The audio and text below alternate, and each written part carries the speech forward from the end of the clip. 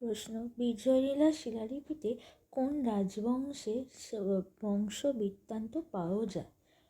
চাহমান বংশে। এই চাহমান বংশটা রাজস্থান ও গুজরাট অঞ্চলে দেখতে পাওয়া যেত।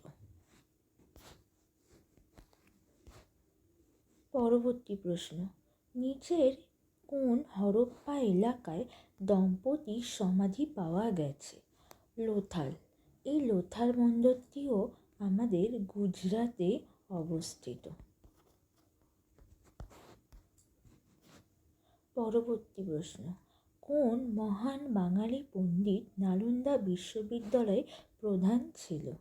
শীলভদ্র।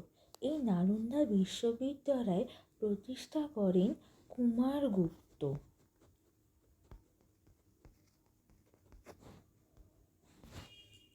শক যুগ কত সাল থেকে শুরু হয়?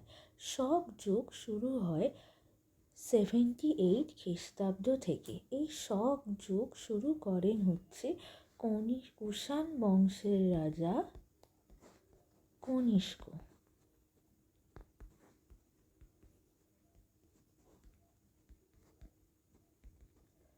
পরবর্তী প্রশ্ন, 1769 থেকে 70 সালের বাংলায় দুর্ভিক্ষের কারণে আরও খারাপ হয়েছিল।